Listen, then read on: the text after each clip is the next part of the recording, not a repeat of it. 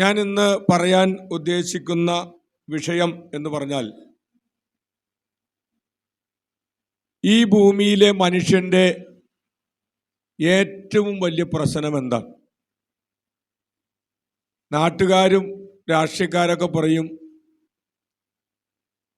അരിയാണ് പ്രശ്നം, തൊഴിലാണ് പ്രശ്നം, തൊഴിൽ ഞങ്ങൾക്ക് തന്നില്ലെങ്കിൽ ജയിലിൽ ഞങ്ങൾ പോകും, വസ്ത്രം ഞങ്ങൾക്ക് വേണം, പാർപ്പിടമാണ് ഞങ്ങളുടെ പ്രശ്നം. ഇതെല്ലാം പ്രശ്നങ്ങളാണ്. പക്ഷേ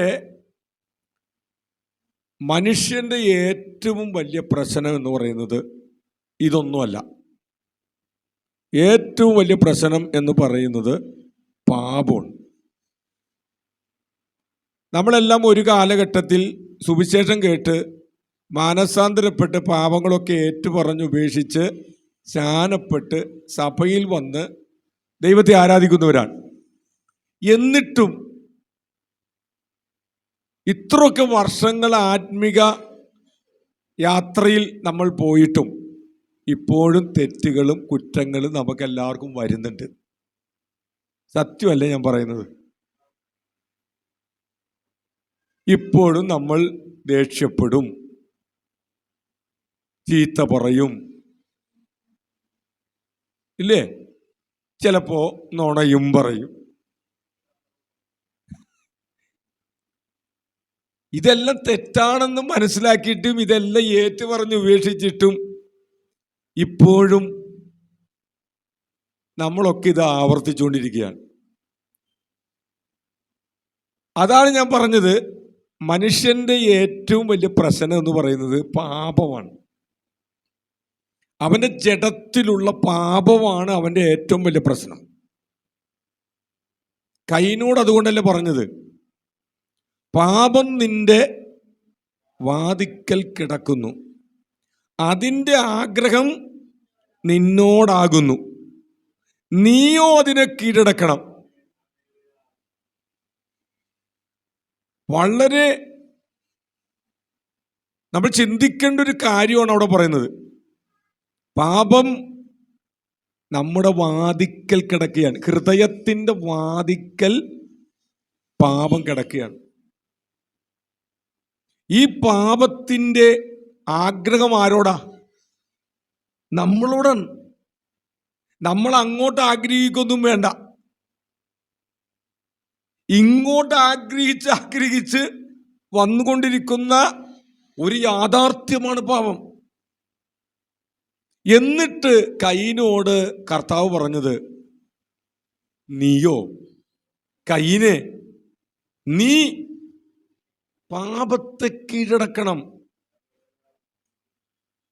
നമ്മളോട് പരിശുദ്ധാത്മാവ് പറയുന്നത്, നമ്മുടെ ജഡത്തിലുള്ള പാപങ്ങളെ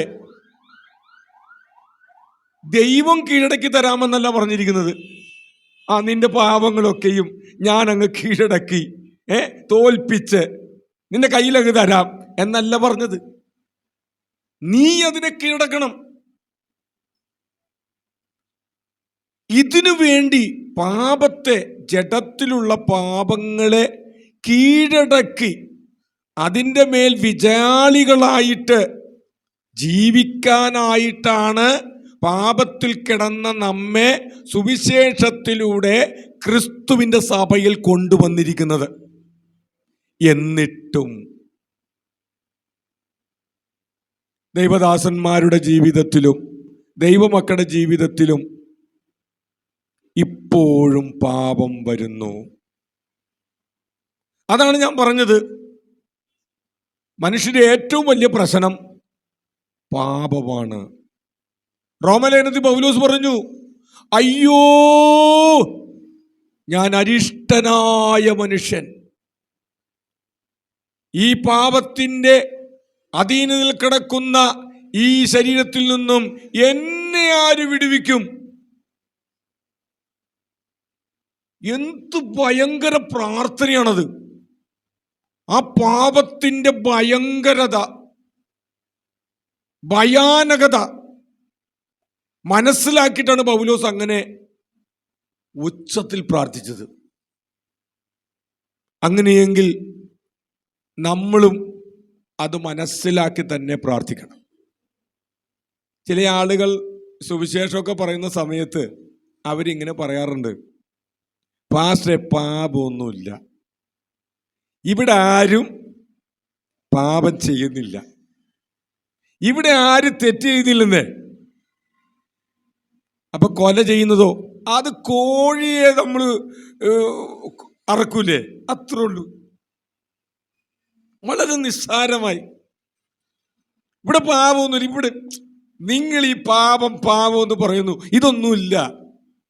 കോഴി നമ്മൾ അറുത്ത് കൊല്ലുന്നില്ലേ, അതുപോലെയുള്ള കൊലപാതകം. അപ്പോൾ അവരോടൊരു ചോദ്യം, എന്നാലൊരു കാര്യം ചെയ്യും, പാപമൊന്നുമില്ല, എല്ലാം ഓക്കെ ആണെങ്കിൽ രാത്രി സഹോദരൻ വീട് തുറന്നിട്ട് ഗേറ്റ് തുറന്നിട്ട് ഡോറുകളെല്ലാം തുറന്നിട്ട് കിടക്കോ? അതില്ല പാസ്റ്റർ, അങ്ങനെ കിടക്കില്ല. അതെന്താ? നേരം വെളുക്കുമ്പോൾ വീട്ടിലുള്ളൊരു സാധനവും കാണില്ല, ആൾക്കാർ കൊണ്ടുപോകും. അതെന്താ കാരണം? അത് പാപമല്ലേ? അത് പാപമാണ്. അപ്പോ ഇങ്ങനെ ചിന്തിക്കുന്ന, സിമ്പിളായി ചിന്തിക്കുന്ന കുറെ ആളുകളുണ്ട്. പക്ഷേ കാര്യങ്ങളോട് അടുത്തു വരുമ്പോൾ അവർക്ക് കാര്യത്തിൻ്റെ വ്യക്തത മനസ്സിലാകുവാൻ സാധിക്കും. ഞാനിവിടെ സംസാരിക്കുവാൻ ആഗ്രഹിക്കുന്ന വിഷയമെന്ന് പറയുന്നത്, ആദാമിനോട് ഹവ്വയോട് കർത്താവ് പറഞ്ഞു, നന്മ തിന്മകളെ തിരിച്ചറിയുന്ന വൃക്ഷത്തിന്റെ ഫലം മാത്രം തിന്നരുത്, ബാക്കിയെല്ലാം തിന്നാം. തുടരുതെന്നൊന്നും ദൈവം പറഞ്ഞില്ല, അത് ഇവിടെ അഡീഷണൽ ആയിട്ട് പറഞ്ഞാൽ. ഇവരത് തന്നെ തിന്ന്. എന്ത് ചെയ്യരുത്, മനുഷ്യന്റെ കുഴപ്പമാണ്. നീ അത് ചെയ്യരുത്, അവൻ അത് തന്നെ ചെയ്യും. ഇതാണ് മനുഷ്യന്റെ കുഴപ്പം. ആ വൃക്ഷത്തിന്റെ ഫലം തിന്മാൻ നല്ലതും കാണാൻ ഭംഗിയുള്ളതും ജ്ഞാനം പ്രാപിപ്പാൻ കാമ്യമെന്ന് സ്ത്രീ കണ്ടു. ആര് കണ്ടു? സ്ത്രീയാ കണ്ടത്. എന്നാൽ അവൾക്ക് ആദമച്ചായൻ ആ തോട്ടത്തിൽ ജോലിയൊക്കെ ചെയ്ത് ഇതിലേക്ക് നടക്കുന്നുണ്ട്. ആ മനുഷ്യനോട്, അച്ചായ, ആ വൃക്ഷം നല്ല ഭംഗിയുണ്ടല്ലോ, പാമ്പ് പറയും നല്ല സൂപ്പറാണ്, അത് കഴിക്കണോ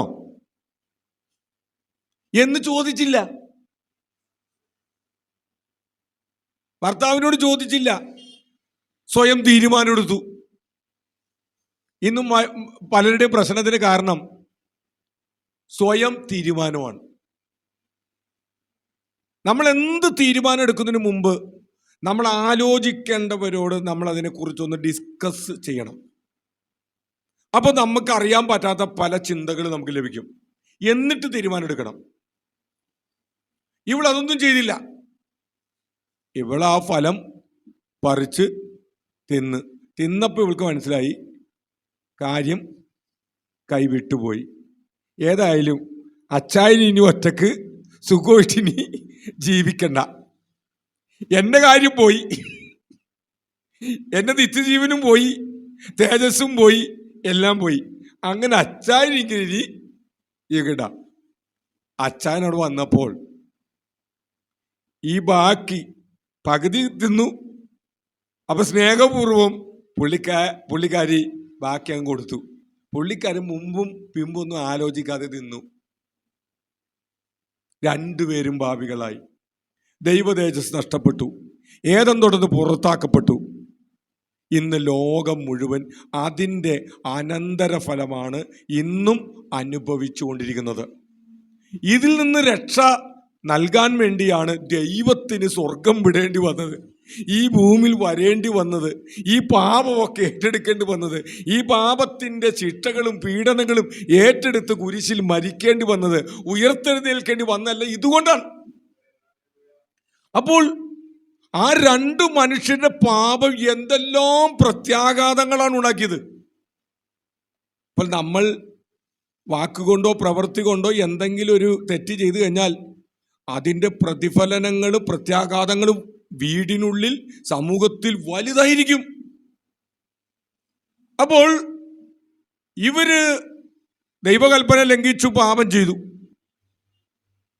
അപ്പോൾ പാപം ചെയ്യുമ്പോൾ അന്നും അതെ ഇന്നും അതെ, പാപം ചെയ്യുമ്പോൾ അതിൻ്റെ അനന്തര ഫലങ്ങൾ ഒരുപാടുണ്ട്.